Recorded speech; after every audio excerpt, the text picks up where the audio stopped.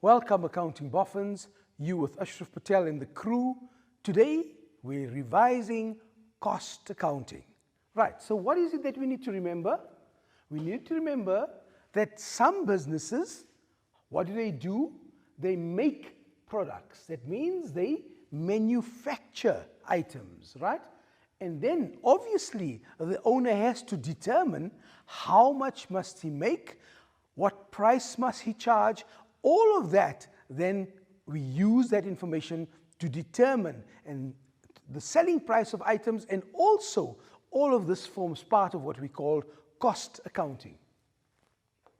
So we notice that businesses make products and sell.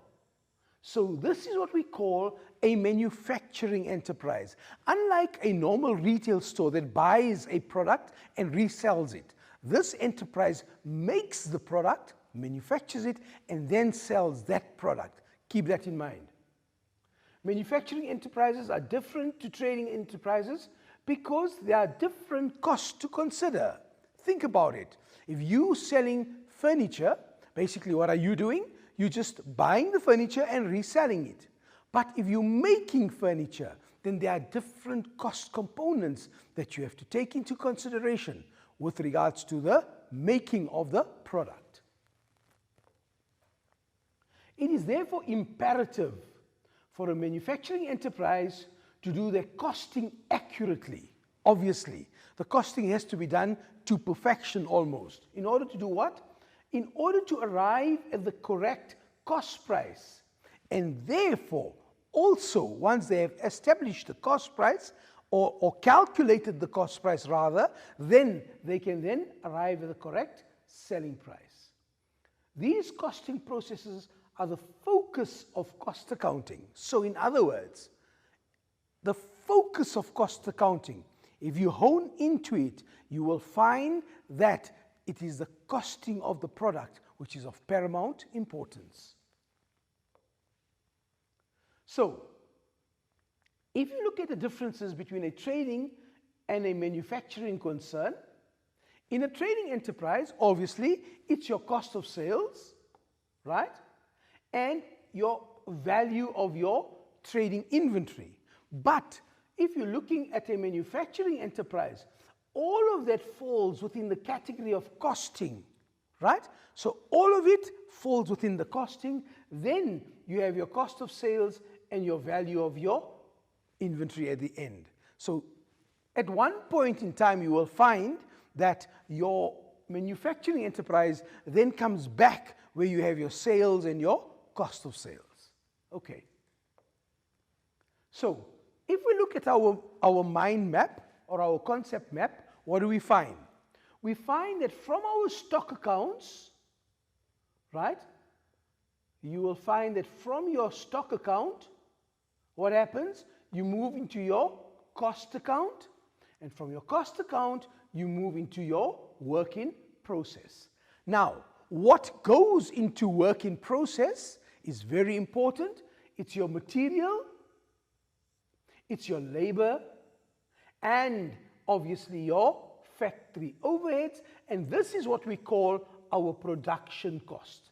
So, if we have to put this in a nutshell, we'll say that the costing process is made up of your direct material, which is your material cost, your direct labor, which is your labor cost, and obviously your factory overheads. These three components then make up the costing of the product. Now, what are the key words that we have to remember? One, direct raw material stock. What is this? This is the materials and components used in the production of an item. This is an asset account. The example would be your leather, your wood, your flour, depending on the type of enterprise. I've just given you a few examples. So this is the direct material that you are buying in order to produce the item that you are manufacturing. Okay? So once again, remember, all the items that go into the making of the product would fall under your materials. Then you have what we call our work in process stock account. Now, what is this account? This account shows the cost of raw materials, first component. Second component, it shows your labor, that's your direct labor.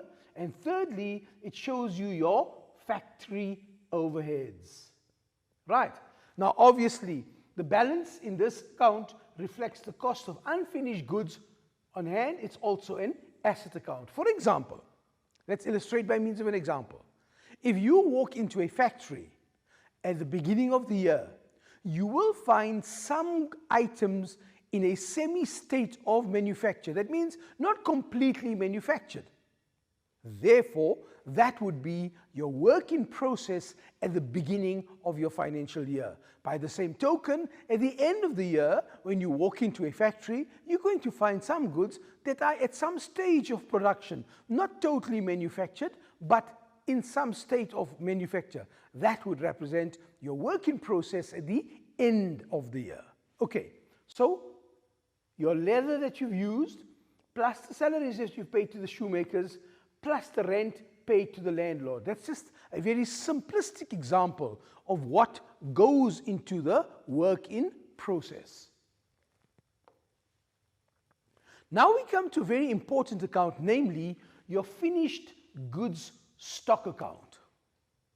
This account indicates the production cost of finished goods that have been manufactured during the period, and this is also an asset account. For example, you've now produced goods. Those goods are what you call your finished goods.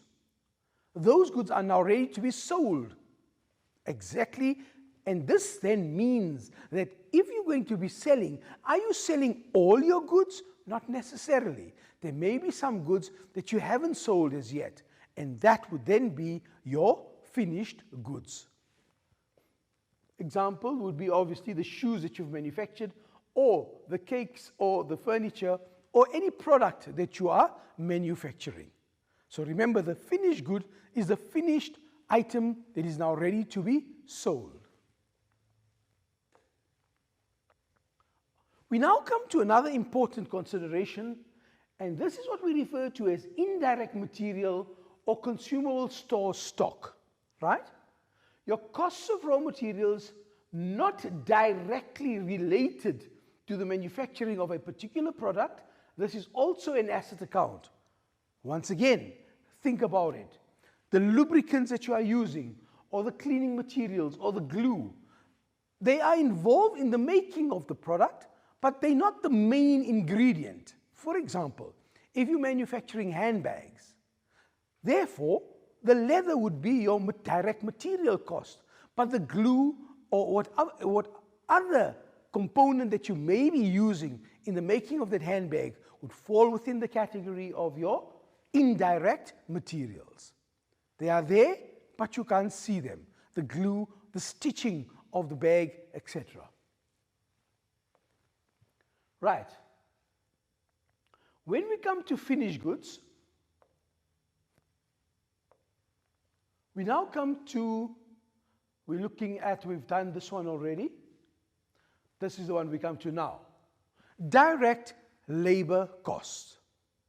When dealing with direct labor cost, this one is very, very important because very often you find accounting boffins out there get confused with this concept.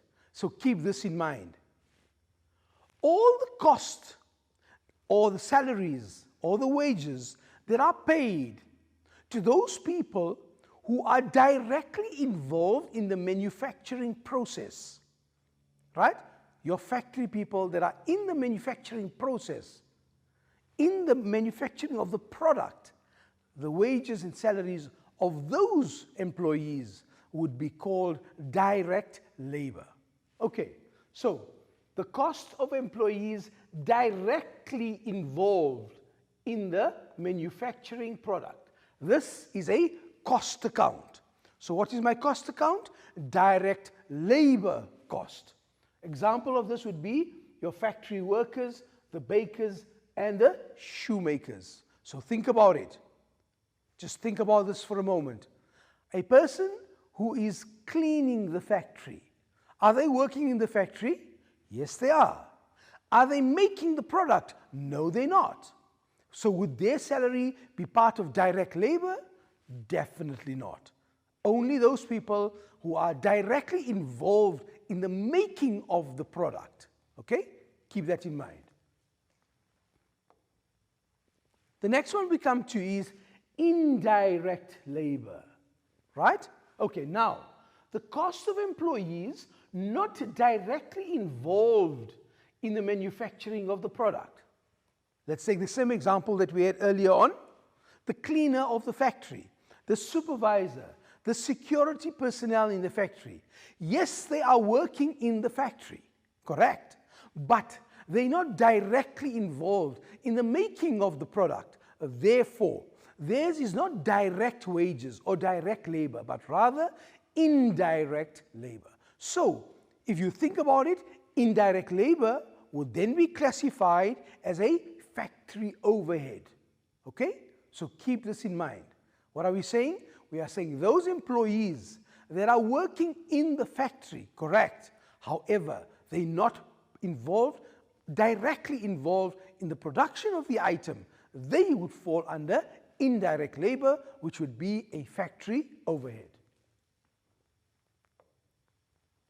Okay, so now, if you come to the concept of factory overheads cost, all those costs which are associated with the manufacturing process but cannot be directly identified, this is a cost account. Okay? So in other words, think of all this, think of the situation now. Let's create the scenario for you. Within your factory, you've got the manufacturing of the product going on, right? But you have to pay for factory rent, right? You have to pay for factory water and electricity. You have to pay for insurance of the factory, right? And obviously, you have to pay the indirect labor of the people that are employed in the factory. You have to pay the rent expense of the factory. Notice, in every statement that I have made, what was the common word?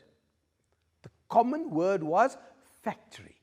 And that's where you identify the expense as being part of your factory overheads. Okay, so an easy way to remember this is if the cost has the word factory with it, it tells you that that would be part of your factory overheads. Clear? Right. So now, what are examples of this? We've mentioned the electricity of the factory. We've mentioned the insurance, depreciation, the rent, etc. Okay, so be very careful here, because if you are given the total rent of the premises, but you need the factory rent, therefore it would involve a calculation. But more about that a little later in our program. Okay, so now we come to a different concept, right? We talk about fixed costs. These costs are incurred irrespective of the number of products that are being produced, okay? So, obviously, when you're looking at your fixed costs, your rent expense, your water and electricity, all right? Within them, you're going to get fluctuations. But the umbrella, the overriding concept with regards to fixed costs are those costs that remain fixed, immaterial of the number of units that are being produced. Okay? Take, for example, your rent.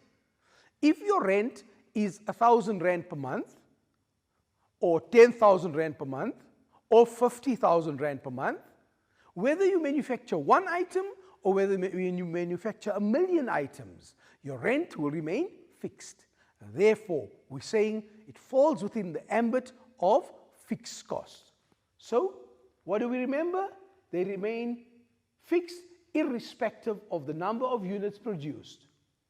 Then you get your production costs, are all those costs that are related to the production of the products, namely direct material, direct labor, and your factory overheads. Okay, we have now reached a situation where we have to complete a table. So clearly you can see from this table here, each of these have to be placed within a certain category, right? But what we're going to do, we're going to take a quick break. Keep in mind, we got an activity to do. So when you come back, we'll immediately start with the activity. See you just now.